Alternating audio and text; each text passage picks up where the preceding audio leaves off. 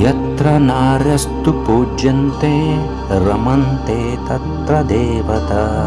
ఈ శ్లోకంని మనందరూ స్కూల్లో చదివింటారు. పరదా అని ఒక ఆచారం ఆ విలేజ్ లో ఉంటది.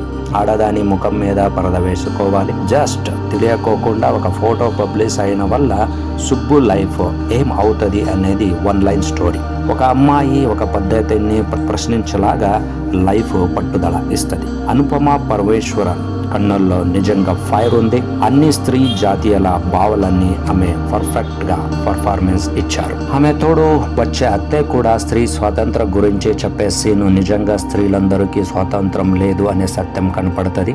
ఎందుకంటే స్త్రీ అంటే పుట్టింటి ఇళ్లలో ఉన్నప్పుడు నాన్న బ్రదరు డామినేట్ లో అందరూ ఏం చెప్తారో అదే వినాలి. పెళ్లి అయిన తర్వాత భర్తని చాలా బాగా చూసుకోవాలి. పిల్లలతో జాగ్రత్తగా పెంచే జవాబారి స్త్రీకే ఎక్కువ ఉంటది. ఆమె 1 వీక్ ఇళ్లలో వదిలి వెళ్లితే ఇల్లంతా అయోమయం అవుతుంది. పురుష డామినేటింగ్ సొసైటీలో అడిగే ప్రశ్న ఎక్కడ వెళ్ళావు, ఇల్లు జవాబారి వదిలేసి అని తిట్టడం మొదలైతే పురుషులు ఉన్న ఒక కారు వాళ్ళు కామెంట్ చేసిన వల్ల ఒక అమ్మాయి ఆ కారుని ఓవర్టేక్ చేసి చెప్పే డైలాగ్ ప్రస్తుతం సొసైటీలో డామినేటింగ్ పర్సనాలిటీ ఎవరిది నీ ఆలోచనకి లీడ్ అవుతుంది. ఇలాగా చాలా సందర్భాలు చాలా సీన్లో ఇలాంటి ప్రశ్నలు సమాజకి అడుగుతుంది ఈ ఫిలిం.